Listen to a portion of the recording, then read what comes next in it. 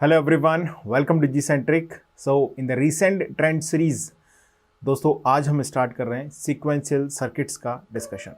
So this topic is actually very important for EC, electrical and instrumentation, all three branches. तीनों branches के point of view से ये topic very very important है. हर साल, लगभग हर साल इसमें से एक क्वेश्चन फ्रेम होता ही है. अगर मान लीजिए डिजिटल इलेक्ट्रॉनिक्स से अगर एक ही क्वेश्चन पूछा जाना है गेट पेपर में, तो दोस्तों वो गेट एक क्वेश्चन सीक्वेंशियल सर्किट से फ्रेम किया जाएगा. And particularly in the sequential circuits जो टॉपिक वेरी इंपॉर्टेंट है उसका नाम है काउंटर्स. ओके, तो ये टॉपिक बहुत इंपॉर्टेंट है पहली चीज. और सम टाइम इसमें क्वेश्चंस जो फ्रेम होते हैं वो मॉडरेट और इन सम वे डिफिकल्ट क्वेश्चंस भी या अच्छे लेवल के क्वेश्चंस भी इसमें से फ्रेम कर दिए जाते हैं. यानी कि basic to moderate and moderate to difficult level के क्वेश्चंस इस टॉपिक पर फ्रेम किए जाते हैं. बिकॉज इसके अंदर थोड़ा सा कॉन्सेप्चुअल अंडरस्टैंडिंग है. सिली मिस्टेक होने के चांसेस बहुत ज़्यादा होते हैं, क्योंकि जरा से आपने 0 को 1, 1 को 0 कहीं एक जगह भी लिख दिया तो पूरा सर्किट, लॉजिक सर्किट का पूरा जो सीक्वेंस है वही डिस्टर्ब हो जाएगा. ओके, तो इसके क्वेश्चंस को सॉल्व करते समय आप ध्यान रखें, बहुत प्रिकॉशन के साथ इसे सॉल्व करें. शुरुआती स्टेज में जैसे हम मान लीजिए हमने थ्योरी जब समझी और उसके इमीडिएटली आफ्टर हम जब इसके क्वेश्चंस को सॉल्व करते हैं तो उस समय थोड़ी गलती ज़्यादा होती है. बट आपको ध्यान ये देना है कि आपको मिस्टेक्स नहीं हो, भले ही आपको थोड़ा सा ज़्यादा समय लग जाए. जैसे मान लीजिए कोई काउंटर का क्वेश्चन है, एक आपको काउंटर का सर्किट दिया गया है, आपसे आउटपुट पूछा गया है, तो एक तरीका तो ये हो गया कि हम बहुत क्विक फास्ट हमने एनालाइज किया और तुरंत उसका आंसर निकाल दिया. दूसरा तरीका ये हो सकता है कि आप उसे थोड़ा सा समय देके समझें और फिर उसको सॉल्व करें, फिर आप उसका आंसर निकालें. देखिए, मेरा कहने का मतलब ये है कि first of all particularly in this topic आपको एक्यूरेसी पर वर्क करना है. मे बी आपको एक क्वेश्चन को आंसर करने में 5, 7, 10 मिनट भी लग रहे हैं, तो इट्स स्टिल ओके अगर आप उसका करेक्ट आंसर निकाल पा रहे हैं. बिकॉज एक प्ले विथ लॉजिक सर्किट का जो कॉन्सेप्ट है या जो वे है वो जब तक आपके दिमाग में सही से फिट नहीं होगा तब तक आप सिली मिस्टेक इसमें कर सकते हैं. तो कोशिश कीजिएगा कि आंसर्स को सही इसमें फाइंड करें जब भी इसके क्वेश्चंस को आप सॉल्व करें. तो चलिए आज के सेशन की हम लोग शुरुआत करते हैं from the very first question. Okay, so आपको सबसे पहला, जैसा कि हम अभी तक सभी टॉपिक्स में ये करते आ रहे हैं, सबसे पहले आपको स्क्रीन को पॉज करके क्वेश्चन को रीड करना है सिस्टमैटिक वे में. ओके, रीड करने के बाद फिर आप उसे अपने लेवल पर ट्राई करेंगे स्क्रीन को पॉज करके. एंड आफ्टर दैट आपने सॉल्व किया है तो आपका जो आंसर आया है वो आंसर मैच करेंगे और सॉल्यूशन को भी पूरा देखिएगा, क्योंकि कई बार ऐसा होता है कि हम आंसर तक तो पहुंच जाते हैं और आंसर भी हमारा सही आता है, बट मेथड में कहीं ना कहीं प्रॉब्लम होती है. या मान लीजिए हो सकता है कि आपने किसी दूसरे मेथड से उसको सॉल्व किया, मैं किसी दूसरे मेथड से सॉल्व कर रहा हूँ, तो आपके पास 2 मेथड आ जाएंगे, एक आपका खुद का और एक मैंने जो सॉल्व किया वो. तो आपको सॉल्यूशन तो देखना ही चाहिए, बट पहले क्वेश्चन को अपने लेवल पे एक बार ट्राई जरूर करना चाहिए. भले आपसे सॉल्व हो नहीं हो, that's a secondary thing. The primary thing हमने एफर्ट लगाया कि नहीं, क्योंकि आपने जब टॉपिक पढ़ लिया है तो फिर आपका एक अंडरस्टैंडिंग होना चाहिए उस टॉपिक के लिए, और उस अंडरस्टैंडिंग के बेसिस पर आपको उन क्वेश्चंस को ट्राई जरूर करना चाहिए. Let's begin our discussion without making more delay. So this question was asked in the GATE instrumentation paper 2020 IN में दोस्तों ये क्वेश्चन पूछा गया था. सबसे पहले चलिए क्वेश्चन को रीड कर लेते हैं. 2 flip flops are interconnected as shown in the figure. 2 flip flops यहां पर जैसे चित्र में दिखाया गया है, फिगर में दिखाया गया है, TATB इंटरकनेक्टेड है. Okay, the present state of the flip flops are A is equal to 1, B equal to 1. यानी कि जब सर्किट ये स्टार्ट हो रहा है, यानी कि जो लॉजिक सर्किट है वो जब ऑपरेट करना शुरू करेगा उस समय पर A की वैल्यू 1 है और B की वैल्यू भी क्या है, 1 है. Okay, the input X is given as, जो X की वैल्यू है वो है 1, 0, 1 in the next 3 clock cycles. यानी कि हम ये बोल सकते हैं कि फर्स्ट क्लॉक साइकिल में 1 अप्लाई किया है, X is equal to 1. Second clock cycle में X is equal to 0 apply किया है और थर्ड क्लॉक साइकिल में फिर से X इक्वल टू 1 अप्लाई कर दिया है.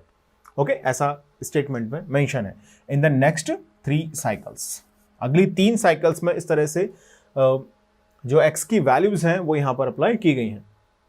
The decimal equivalent of A B Y under binary. A B Y आपसे पूछा गया है, यानी कि आपसे पूछा गया है ए बी की जो वैल्यूज़ हैं वो, और जो आउटपुट यानी कि जो फाइनल आउटपुट है और गेट का, वो अगर हम कंबाइंड कर दें तो बाइनरी नंबर सिस्टम में, जिसमें ए को मानना है MSB, a is most significant bit, okay, and बाई है least significant bit after the third clock cycle is, okay. तो आपको इसका डेसिमल इक्विवेलेंट बताना है, न्यूमेरिकल आंसर टाइप क्वेश्चन है। तो मैं समझता हूं दोस्तों ये क्वेश्चन है मॉडरेट लेवल का। आपको फ्लिप फ्लॉप की अगर समझ है, किस तरह से फ्लिप फ्लॉप ऑपरेट करता है, ये अगर आपको आता है तो आप बहुत ही आसानी से इस क्वेश्चन को आंसर कर सकते हैं, ओके। कोई इसमें जिसको बोलते हैं ना कि बहुत हैवी लेवल की डिफिकल्टी, ऐसा कुछ भी नहीं है। It's a moderate level question. I am considering this question as a moderate level because आप कहीं ना कहीं सर्किट को सॉल्व कर रहे हैं, तो देयर इज अ पॉसिबिलिटी कि कोई गलती आपसे हो जाए, या एक हमें एनालिसिस करना पड़ेगा तब आंसर आएगा। स्ट्रेट फॉरवर्ड आंसर नहीं है, इसलिए हम इसे बेसिक तो नहीं बोलेंगे। एक एनालिसिस पर बेस्ड है इसका आंसर। आपको एनालाइज करना पड़ेगा सर्किट कैसे ऑपरेट हो रहा है, तो ऑब्वियसली हम इसे कंसिडर करेंगे as a moderate level question, okay. So guys, as usual, pause the screen right now and try to attempt this question at least once, okay। सबसे पहले आप क्वेश्चन को नोट कर लें, मैं थोड़ा साइड हो जाता हूँ। क्वेश्चन को आप नोट कर लें, जल्दी से लिखें। क्वेश्चन को लिख लिया है सभी ने? ओके, स्क्रीन को पॉज करके लिख लिया करो, लिखने का मतलब ये। और स्क्रीन को पॉज कर दें दोबारा से, और इस क्वेश्चन को एक बार रफ शीट में ही भले ही ट्राई कर लें। चलिए, आप लोगों ने हो सकता है कि आंसर इसका फाइंड कर लिया हो सही। चलिए मैं आप सॉल्व करता हूँ, आंसर आप मैच करना जो भी आता है आपका। सबसे पहले हमें इनिशियल स्टेट की बात की गई है। तो दोस्तों इनिशियल स्टेट में यहाँ पर बोल दिया है कि भाई ये 1 है और यहाँ पर 1 है, ठीक है। यहाँ पर भी क्या है? 1 है। A equal to 1, B equal to 1, present state of the flip flop. ये प्रेजेंट स्टेट यहाँ पर प्रेजेंट है। इतनी बात समझ में आ रही है सभी को? A पर 1, B पर 1, बिफोर अप्लाइंग द क्लॉक हम इसे बोल सकते हैं as a present state, okay.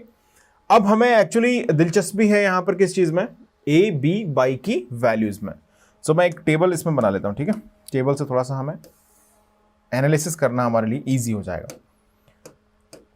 तो 1 by 1 जो वैल्यूज हमारे पास हैं, चाहे वो x की वैल्यू हो with respect to first, second, third clock pulse, x की वैल्यू, A, B, Y की वैल्यू,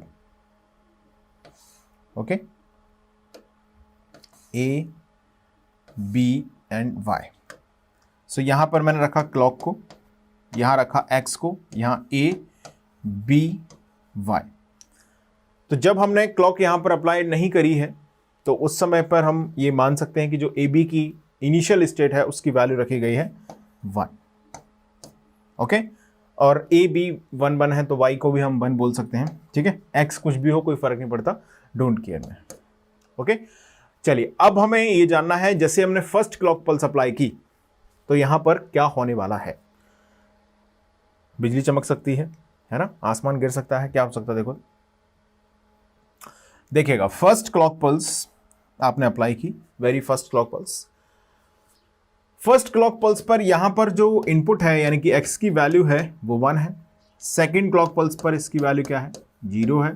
थर्ड क्लॉक पल्स पर गाइज इसकी वैल्यू क्या है? 1 है। First, second, third. तो फर्स्ट क्लॉक पल्स आपने अप्लाई की, यहां पर इसकी वैल्यू क्या रखी है आपने? 1, यानी कि x इज इक्वल टू क्या है गाइस? 1, ओके। अब आप एक चीज समझिएगा, फर्स्ट क्लॉक पल्स अगर हम अप्लाई करें और दोनों को अगर आप नोटिस करें, दोनों फ्लिप फ्लॉप्स को नोटिस करते हैं, ये ऊपर वाले को A और B को, तो दोनों ही फ्लिप फ्लॉप कैसे हैं? यहां पर सिंक्रोनाइज्ड है, यानी कि दोनों के अंदर जो ट्रिगर सिग्नल है वो साइमल्टेनियसली अप्लाइड होगा। मतलब दोनों ही फ्लिप फ्लॉप एक साथ ट्रिगर्ड होंगे, खटक, स्विच ऑन किया, कट। तो दोनों ही फ्लिप फ्लॉप क्या होंगे? एक साथ ऑपरेट होंगे। यानी कि पहली क्लॉक अप्लाई करने से पहले हमें यहां पर इनपुट को इंश्योर करना पड़ेगा कि क्या इस पर इनपुट है। देखते हैं क्या है, ध्यान दीजिएगा। A पर 1 है तो ये तो किसी काम का नहीं, आगे चला गया। B पर 1 है, ये वापस से यहां से देखो ये कनेक्शन है, यानी कि क्या मैं बोल सकता हूं गाइस कि नैंड गेट पर यहां पर 1 आ रहा होगा और X पर हमने क्या अप्लाई किया है? 1 अप्लाइड है, ओके।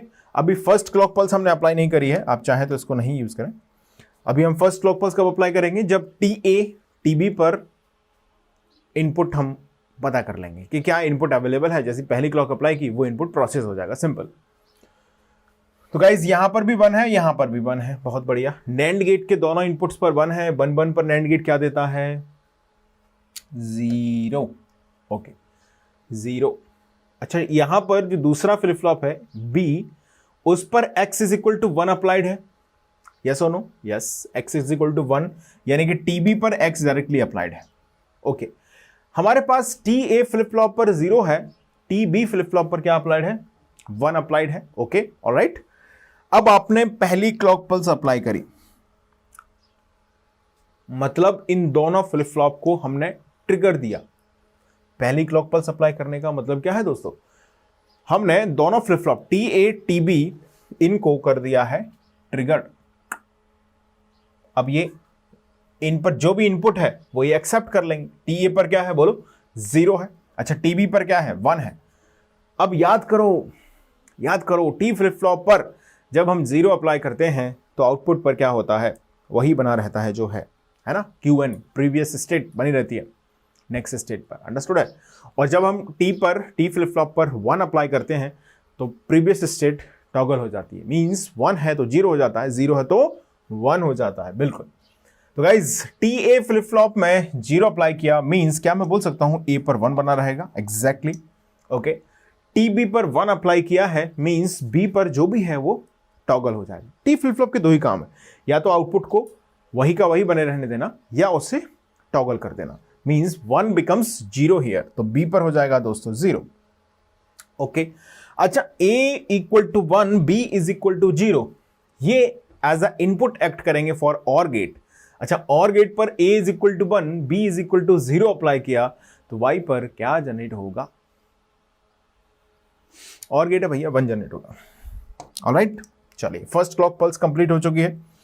अब हम सेकंड क्लॉक पल्स अप्लाई करेंगे, लेकिन उससे पहले हमें यह इंश्योर करना पड़ेगा कि किस टर्मिनल पर क्या है, और इसके बेसिस पर हम ये पता लगाएंगे कि टीए पर क्या पहुंचेगा, टीबी पर क्या पहुंचेगा, क्योंकि टीए टीबी पर जो इनपुट होंगे वही तो क्लॉक अप्लाई करने पर आउटपुट बनेंगे, बिल्कुल। चलिए तो ए की वैल्यू है 1, ए पर 1, बी पर 0। ध्यान दीजिएगा एक्स पर क्या अप्लाई किया है? 0। ओके ए पर 1 है, बी पर 0 है, और एक्स पर भी क्या है? 0 है, बहुत बढ़िया। अच्छा बी पर जो 0 है, क्या मैं बोल सकता हूं ये नैंड गेट के लिए इनपुट का काम करेगा? यस एग्जैक्टली, बिल्कुल सही बात है। अच्छा नैंड गेट पर हमने दोनों टर्मिनल्स पर 0 0 अप्लाई किया, अब बोलो क्या होगा? 0 0 नैंड पर अप्लाई करोगे तो आएगा 1, यस और नो? नैंड गेट में दोस्तों कोई भी एक इनपुट अगर 0 कर दिया जाता है तो आप जानते हैं कि जो नैंड गेट है वो डिसेबल हो जाता है, मतलब आउटपुट पर फिक्स आने लग जाता है 1। ओके 0 यहां पे आ गया भाई साहब, टीबी को क्या मिला? 0। ओके अब आपने फर्स्ट क्लॉक पल्स तो हो चुकी। अच्छा अब आपने क्या किया? सेकंड क्लॉक पल्स अप्लाई की, सेकंड क्लॉक पल्स अप्लाई की। सेकंड क्लॉक पल्स पर एक्स पर क्या है बोलो? 0 है। टी ए पर क्या है देशवासियों? टी ए पर है 1। अच्छा टी फ्लिप फ्लॉप पर 1 भेजोगे तो क्या करेगा? इसको टॉगल कर देगा, यानी कि ए 1 था अब हो जाएगा 0। टीबी फ्लिप फ्लॉप पर 0 है, जब आप टीबी फ्लिप फ्लॉप या टी फ्लिप फ्लॉप पर 0 भेजते हैं तो आउटपुट पर वही बना रहता है जो पहले से है, यानी कि बी की वैल्यू बनी रहेगी दोस्तों 0। अच्छा 0 0 के और ऑपरेशन से वाई पर क्या होगा? 0 0 के और ऑपरेशन से वाई होगा 0। ऑलराइट अब हम बात कर रहे हैं थर्ड क्लॉक पल्स की। तो गाइज थर्ड क्लॉक पल्स को अप्लाई करने से पहले हमें यहां पर जो इनपुट्स हैं उनको देखना पड़ेगा। तो उसके लिए आपको a इज इक्वल टू कितना दिया है? देखो 0 है। ओके b की वैल्यू कितनी है? 0 है। ओके x की वैल्यू कितनी है? 1 है। ऑलराइट x की वैल्यू 1 है, b की वैल्यू 0 है, a की वैल्यू भी 0 है। B0 यहां से इधर पहुंचेगा। Tell me 1 0 combination on the NAND gate, what it will do? 1 0 1 0, एक 0 इनपुट हो गया तो NAND गेट में आउटपुट हमेशा ही 1 आएगा। ओके ये x इज इक्वल टू 1 इस पे गया दोस्तों, तो TB को भी क्या मिला? यहां से 1 मिला। थर्ड क्लॉक पल्स को अप्लाई करने से पहले क्या हम ऐसा बोल सकते हैं कि टी ए फ्लिप फ्लॉप पर 1 अप्लाइड है, टी बी फ्लिप फ्लॉप पर भी 1 अप्लाइड है? Guys now we are going to apply the third clock pulse. तो जैसे ही आप थर्ड क्लॉक पल्स अप्लाई करते हैं यहां पर, तो क्या चमत्कार होगा? आप जानते हैं टी फ्लिप फ्लॉप पर 1 अप्लाई करने का मतलब है कि जो आउटपुट प्रेजेंट है पहले से वो पागल हो जाएगा, टॉगल हो जाएगा। ओके, तो ए 0 है तो 1 हो जाएगा। अच्छा, एक्स पे यहाँ पे क्या है? 1 है, बहुत बढ़िया। ए क्या है? 0, तो टी पर 1 है तो ये 1 हो जाएगा। बी है 0, तो टी बी पर 1 है, ये भी 1 हो जाएगा। और 1 का और ऑपरेशन किया तो वाई पर भी क्या आएगा? 1 आएगा।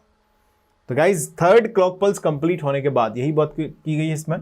Next 3 clock cycles, the decimal equivalent of A B Y with A being MSB and Y being LSB after the third clock cycle is, तीसरी क्लॉक साइकिल के बाद A B by under binary क्या value आ रही है? बोलो। A की value 1, okay, B की value भी 1 और Y की वैल्यू भी 1 अंडर बाइनरी। इसका डेसिमल क्या होगा? 111 in binary equal to what? 7 in decimal. yes, तो आंसर इज what? आंसर है इसका 7। बात समझ में आ गई सभी को? तो बहुत ही आसानी से आप इस ऑब्जर्वेशन को समझ सकते हैं। ओके, सो ये गेट इंस्ट्रूमेंटेशन 2020 का क्वेश्चन है। अब बात करते हैं नेक्स्ट क्वेश्चन की। सो गाइज, उससे पहले एक छोटा सा अनाउंसमेंट है आपके लिए। डिजिटल इलेक्ट्रॉनिक्स को आप ज्वाइन कर सकते हैं on the Gcentric application at very least possible cost, 299 rupee. And इसमें वेलकम 10 कोड को आप यूज़ करके आप फर्दर डिस्काउंट भी इसमें ले सकते हैं। क्वालिटी वाइज कहीं भी कोई भी कॉम्प्रोमाइज़ आपको नहीं मिलेगा। यहाँ पर जो काउंटर्स या फ्लिप फ्लॉप या सीक्वेंस सर्किट जिस भी टॉपिक का हम एनालिसिस करते हैं, तो मैं जस्ट थ्योरी को ब्रीफली रिकॉल करता हूँ। अगर आपको इसी कॉन्सेप्ट्स को बहुत ही सिस्टमैटिक वे में एक एक पॉइंट्स को लिखाते हुए समझाते हुए इस तरीके से सेशंस को अटेंड करना है, तो आप बिल्कुल एप्लीकेशन पर जाकर ये कोर्स ज्वाइन कर सकते हैं। साथ में आपको जो लेक्चर्स हैं सभी स्मार्ट बोर्ड पर रिकॉर्डेड हैं, तो आपको उनके PDF नोट्स भी वहाँ पर अवेलेबल रहेंगे आपके लिए। तो आप हमेशा ये होता है कि आप नोट्स सजेस्ट किया जाता है कि नोट्स आप अपने सेल्फ मेड बनाएं। ओके, सेल्फ मेड नोट्स होने चाहिए। लेकिन कई बार ऐसा होता है गेट के प्रीवियस क्वेश्चन हम क्लास में सॉल्व कर रहे हैं या क्वेश्चन सॉल्व कर रहे हैं, तो क्वेश्चंस को आप नहीं भी लिखेंगे तब भी चलेगा, क्योंकि आपके पास PDF अवेलेबल है।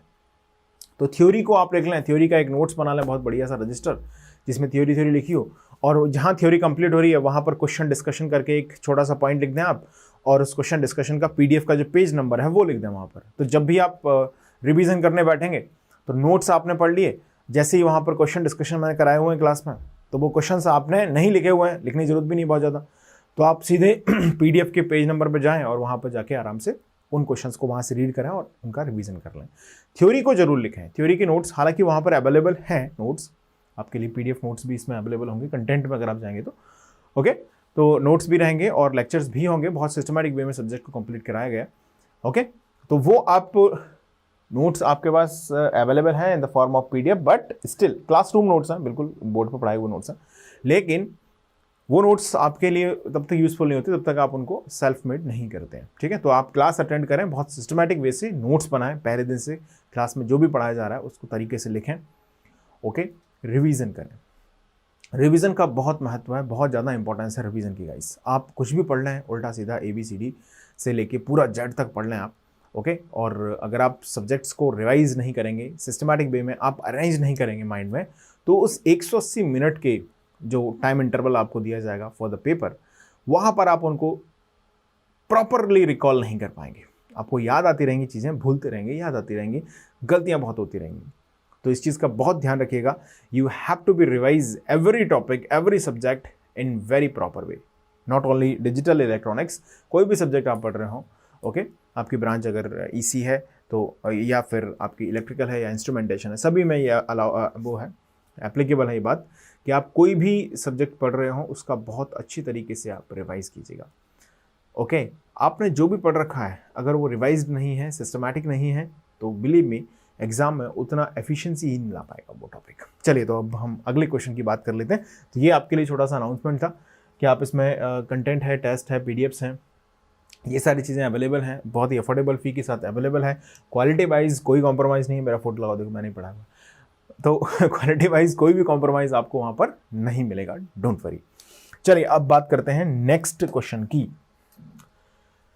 Guys, so once again this question was also asked in the instrumentation paper 2021 2021 instrumentation paper का ये क्वेश्चन है। डिस्कशन करते हैं। चलिए, given below is the diagram of a synchronous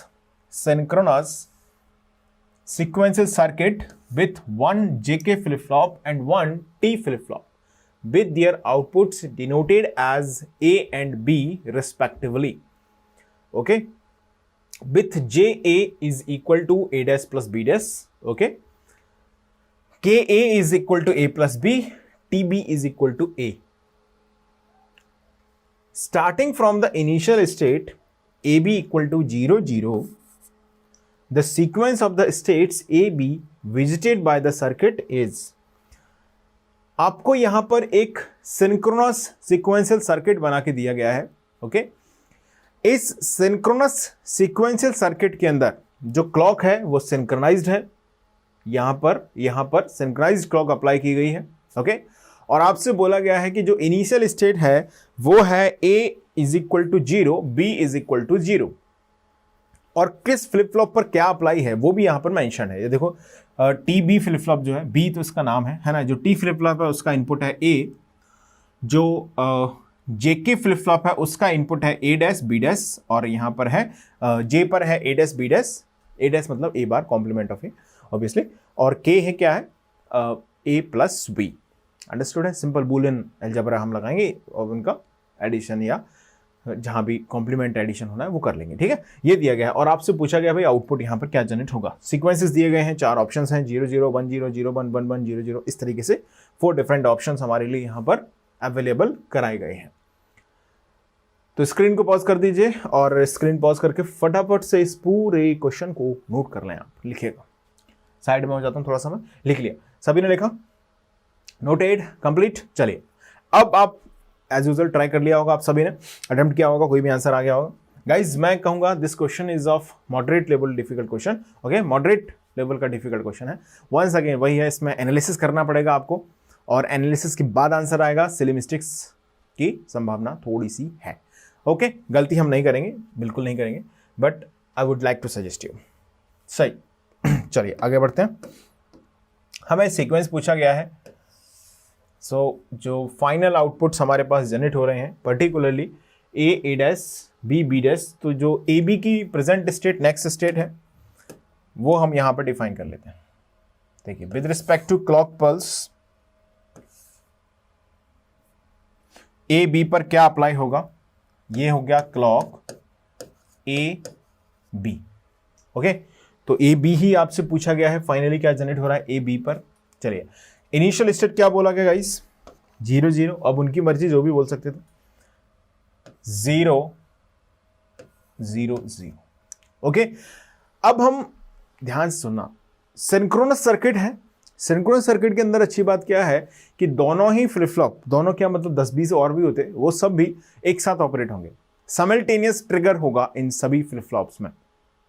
okay, ये बात समझ पा रहे हैं आप? यानी कि जिस पॉइंट ऑफ टाइम पर जेके फ्लिप फ्लॉप को ट्रिगर सिग्नल मिलेगा, उसी पॉइंट ऑफ टाइम पर टी फ्लिप फ्लॉप को भी मिलेगा। यानी कि जो भी हमने जेके पर अप्लाई किया होगा वो प्रोसीड हो जाएगा, जो भी हमने टी पर अप्लाई किया होगा वो भी प्रोसीड हो जाएगा। एग्जैक्टली। तो हमें हमेशा क्या देखना है कि जब भी हम क्लॉक अप्लाई करें, उससे इमीडिएटली बिफोर जो भी क्लॉक आपने अप्लाई की है उसके बेसिस पर फ्लिप फ्लॉप्स पर जो इनपुट होगा वो हम पहले मेंशन कर लेंगे। ठीक है, फिर हम क्लॉक अप्लाई करेंगे।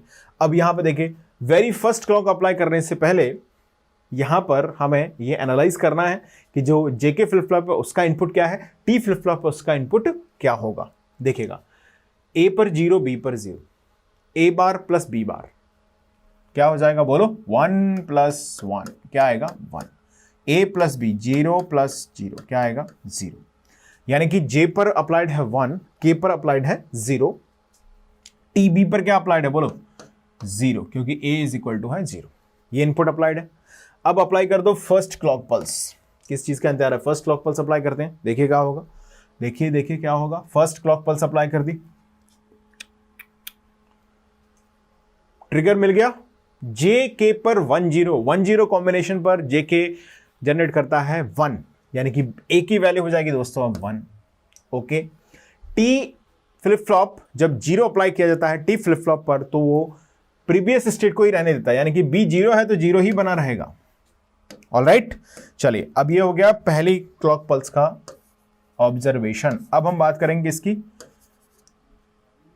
दूसरी क्लॉक पल्स पे क्या होगा। अच्छा, दूसरी क्लॉक पल्स पे जानने के लिए हमारे पास जो पहली क्लॉक पल्स के आउटपुट्स आए हैं, ए बी की वैल्यूज जो आई हैं, उनसे जेके फ्लिप फ्लॉप पर क्या अप्लाइड होगा ये हमें पता होना चाहिए, और टी फ्लिप फ्लॉप पर क्या अप्लाइड होगा ये भी मालूम होना चाहिए। देखिएगा, ए पर क्या है 1, तो ये 1 का कॉम्प्लीमेंट बोलो 0, प्लस बी पर क्या है 0, बी का कॉम्प्लीमेंट 1, तो आ गया 1। Okay, a plus b 1 plus 0 equal to आ गया है 1। टी बी यहां पर क्या है, ए इज इक्वल टू 1। तो गाइज जेके फ्लिप फ्लॉप पर 1 1 जब आप अप्लाई करते हैं तो ये वर्क करता है टॉगल मोड पे। मींस 1 1 अप्लाई किया तो ए पर जो भी पहले से होगा वो टॉगल हो जाएगा, यानी कि 1 है तो सेकंड क्लॉक पल्स हमने अप्लाई की तो 1 becomes 0। T B flip flop पर क्या है गाइज, आपने अप्लाई किया है 1, तो 1 अप्लाई किया है तो T B flip flop is working under toggle mode. Means जो भी अप्लाई होगा, जो भी होगा पहले से बी पर वो टॉगल हो जाएगा, 0 बिकम्स 1। यहां तक का ऑब्जर्वेशन मुझे लग रहा है कि सभी को समझ में आया होगा और कोई कंफ्यूजन की गुंजाइश नहीं होनी चाहिए। चलिए अब बात करते हैं हम थर्ड क्लॉक पल्स। लेकिन थर्ड क्लॉक पल्स से पहले हमें यह मेक श्योर करना पड़ेगा जेके पर क्या है, टी पर क्या है। तो गाइस देखिए, जेके पर क्या अप्लाइड है बोलो, ए डैश प्लस बी डैश। ए 0 है तो ए डैश 1 है। ओके, बी 1 है तो बी डैश 0 है, तो 1 प्लस 0 क्या आएगा, 1 आएगा। ए पर क्या है 0, बी पर क्या है 1, तो 0 प्लस 1 क्या आएगा, 1 आएगा। सही लिखा है मैंने यहां तक, ओके है, कोई प्रॉब्लम नहीं है। चलिए अब बात करते हैं टी बी पर क्या होगा। टी बी पर क्या अप्लाइड है, ए पर क्या है बोलो 0। इतनी बात समझ में आ रही है सभी को। चलिए अब जेके पर क्या हो गया दोस्तों, 1 1 1 1। जेके पर 1 1 अप्लाइड है, मींस ए पागल हो जाएगा, टॉगल हो जाएगा, मतलब ए जो भी है ए पर 0 है बिकम्स 1। अच्छा, टी फ्लिप फ्लॉप पर क्या है 0, तो ये बी को वही बना रहने देगा, इसे कोई आपत्ति नहीं है बी से। ओके, टी फ्लिप फ्लॉप में जब हम 0 अप्लाई करते हैं तो हम जानते हैं कि आउटपुट पर वही बना रहता है। जेके फ्लिप फ्लॉप के अंदर हम जब 1 1 अप्लाई करते हैं तो आउटपुट टॉगल हो जाता है। क्लियर है बात सभी को। चलिए अब हमारे पास ध्यान देना, ए की वैल्यू है 1, बी की वैल्यू भी है 1, तो 1 का कॉम्प्लीमेंट 0, 1 का कॉम्प्लीमेंट 0, तो ये आया 0। ए की वैल्यू 1, बी की वैल्यू 1, 1 प्लस 1 इज 1। अंडरस्टूड। और ए पर क्या है दोस्तों 1। गाइज 0 1, जेके पर 0 1 भेजोगे फोर्थ क्लॉक पल्स तो क्या कर देगा, ये 0 1 पर 0 जनरेट करता है। टी पर 1 भेजेंगे तो ये टॉगल कर देगा, 1 बिकम्स 0। मित्रों अगर आप ध्यान से नोटिस करें तो क्या हम ऐसा बोल पा रहे हैं आसानी से कि 0 0 से चली यात्रा 1 0 0 1 1 1 फिर से कहां पहुंच गए 0 0। क्या मैं अगली स्टेट अब बता सकता हूं इफ रिक्वायर्ड? अगर कोई आपसे पूछे तो क्या बोलेंगे, अगली स्टेट क्या होनी चाहिए, फिफ्थ क्लॉक पर 0 0 के बाद 1 0 आता है, समझ पा रहे हैं? और 1 0 के बाद तो 0 1 ही आएगा, और सेवंथ में क्या बोलेंगे 0 1 के बाद तो 1 1 ही आएगा, 1 1 के बाद क्या आएगा, फिर से 0 0 आ जाएगा। अंडरस्टूड है? ऑप्शन मैच कर लो भैया। पहला ऑप्शन है 0 0 से 1 0 0 1 1 1 0 0, पहले ही ऑप्शन सही है। ओके है कि नहीं? पहला ऑप्शन राइट है, 0 0 फिर 1 0 फिर 0 1 फिर 1 1 फिर 0 0, सही है। Option A is right answer of this question. Understood है सभी को? चलिए तो आज की सेशन को हम लोग यहीं पर कंप्लीट करते हैं दोस्तों। मिलते हैं अगले सेशन में, जहां पर इस ट्रुथ टेबल को आप नोट कर लेना भैया। मिलते हैं अगले सेशन में, जहां पर हम सीक्वेंशियल सर्किट्स के कुछ और क्वेश्चंस का डिस्कशन करेंगे और उनका विश्लेषण करेंगे उनके डिफिकल्टी लेवल का. So that's all for the today's session. Thank you so much for watching.